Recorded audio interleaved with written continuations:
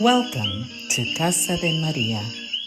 This is a space for writers, artists, and cultural storytellers who believe that our words carry memory, meaning, and responsibility. Here, we gather to reflect on craft, honored lived experience, and explore ethical pathways to publishing and creative growth. I am your host, Dr. Vilma Luz Cabán, founder of Casa de Maria Publisher, and I am grateful you are here. Welcome back to Casa de Maria Publisher's podcast. Write, reflect, reimagine. If you are listening today, there is a good chance you are standing at a threshold. Not the beginning of writing, but the moment after. The moment where the question is no longer, can I write this? But instead, how do I bring this work into the world? What kind of process do I want? What kind of support do I need? And who do I trust to hold my work as it becomes a book? This episode is called Publishing Pathways Explained. It is a transparent conversation about publishing models, support structures, and what it truly means to publish with integrity. Many writers arrive at publishing with a sense of urgency. You have written something meaningful. You have done the hard work. And very often you are told that the fastest and easiest path forward is to self-publish. Now, what is rarely discussed is what that path actually requires of the writer. This episode exists because too many writers are asked to shoulder professional responsibilities alone. Editing, design, distribution, marketing, legal decisions, all without guidance, protection, or structural support. Publishing is not just about getting a book out. It's about how that book is built, how it is held, and how it is sustained. So let's talk plainly about self-publishing. Self-publishing means that the writer becomes the publisher. Now, that includes hiring and managing editors, coordinating cover design and the interior layout of the book, navigating ISBNs, copyright and distribution, making production decisions without oversight, managing timelines, costs, and quality control. Now, some writers thrive in this role. However, many do not. What is often framed as creative freedom can quickly become isolation. What can be framed as control can become quite overwhelming. Now, self-publishing is not wrong, but it is not neutral.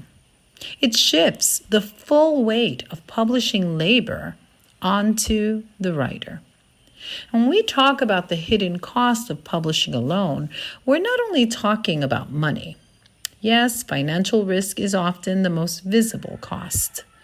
Writers are frequently asked to fund editing, design, production, distribution upfront, often without very clear benchmarks for quality or return. But there are other costs. There is decision fatigue. Every choice now rests on the shoulders of the writer. And over time, that sheer number of decisions can become quite exhausting. There's also a lack of context. Many writers are navigating contracts, industry language, and publishing norms for the very first time without a framework to guide those decisions. So support becomes fragmented. Editors, designers, marketers, and platforms are now being hired separately with no shared responsibility, no cohesiveness, or continuity across the process. And all of this creates a significant emotional and cognitive load. Writers are not only creating the work, they are carrying uncertainty, risk, and self-doubt alongside it, often in isolation. These costs are rarely named, but they are real. Another layer that deserves honest conversation is institutional perception, or what we can see as professional gatekeeping. One of the ongoing challenges for self-published authors is not the quality of their work. It is how the work is received by institutions. Bookstores, libraries, and academic spaces operate within long-established professional frameworks. They are not informal spaces. They are systems designed around accountability, continuity, and public trust. They rely on visible signs of rigor. Editorial review processes, production standards, cataloging data, and distribution continuity. When a book is self-published, those signals are often harder to see. And this shows up in very practical ways. For example, an author may approach an independent bookstore and be told, "We don't carry self-published titles," not because the writing is weak, but because the store does not have the staff capacity to evaluate every individual book without an established vetting process. A writer may donate copies to a public library only to learn that the book cannot be cataloged properly. There may be no recognizable publisher record, incomplete metadata, or uncertainty about long-term availability if the book goes out of print or if the platform changes. In academic spaces, instructors may admire a book deeply, but hesitate to assign it. Not because it lacks insight, but because there's no documented editorial process, no institutional distributor, or no clear rights pathway for classroom use. Now, these institutions ask questions. Who oversaw the editing? Who is responsible for production standards? Will this book still be available in 5 years? Can I reorder it? Can it be defended with procurement systems? Now, these are not questions about talent or seriousness. They are more questions about risk management. A book can be beautifully written, carefully edited, and deeply researched, and still face hesitation, not because it lacks merit, but because the system it came through is unclear. Now, this is not a failure on the author's part. It's a structural mismatch. Institutions are designed to evaluate publishing systems, not individual intention. Without a recognizable framework, every strong work can be difficult to place on shelves, adopt in classrooms, catalog in libraries, or sustain over time. This is why structure matters, not for validation, but for access. Access to shelves, access to classrooms, access to readers who encounter books through trusted public institutions. When I talk about structure, I want to be very clear. I'm not talking about control. I'm talking about visibility. Structures make editorial rigor visible. It creates continuity. It ensures standards are upheld over time, not just in moments of urgency.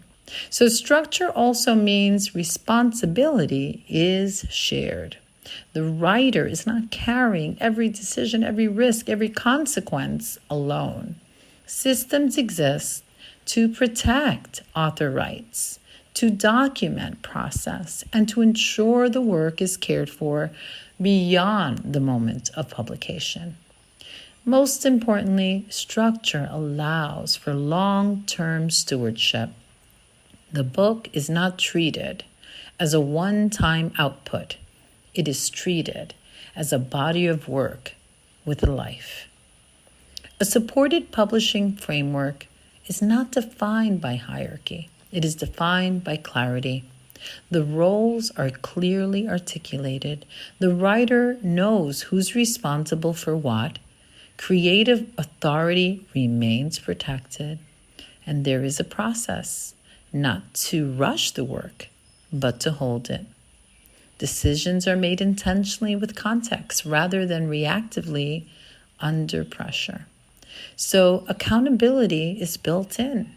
Standards are maintained, documentation exists, and the work is traceable, defensible, and protected over time. And something essential happens. Time is returned back to the writer. Time to think, time to plan a new project, time to revise, time to rest, time to live. Time that would otherwise be spent managing systems is now released back into the creative life of that work. Casa de Maria Publisher exists to provide this kind of structure, a framework that supports writers without compromising voice, ownership, or pace. Our role is to hold the work with care from manuscript through publication. We believe that when writers are supported with integrity, they can pen their passion and publish their promise. Publishing is not a race. It is a relationship with your work, with your time, with the systems that carry it. There is no single correct pathway, only the one that aligns with your values, your capacity, and what feels right. The right choice is not always the fastest one. It is the one that allows your work to be held with care. If this episode helped clarify something for you, I invite you to sit with it. There's no rush. And as always, your work deserves to be held with dignity. In the next episode, we're going to shift the conversation from systems to spaces. Episode 9 is called Community, Retreats, and Creative Spaces. We're going to talk about where the writing happens matters, why community is not an add-on, but part of the creative process itself, and why retreats and shared creative environments are not luxuries, but intentional structures that support sustainable writing. I'll share how Casa de Maria thinks about creative space, not as an escape, but as restoration, not as productivity, but as presence, not as isolation, but as a return to self and to community. We'll talk about what happens when writers are given room to slow down, when their work is witnessed, when time, place, and care are treated as part of the writing practice. Because publishing does not begin at the point of submission.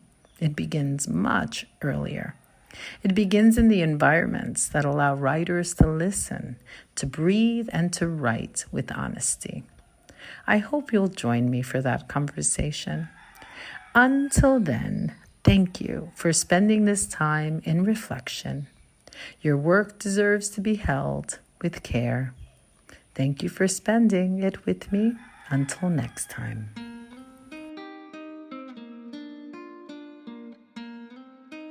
If today's conversation resonated, I invite you to explore our free webinars, Writing Retreats in Puerto Rico, and our curated anthologies at Casa de Maria Publisher.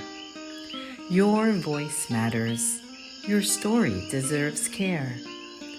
Until next time, write with intention and courage. Pen your passion. Publish your promise at Casa de Maria Publisher.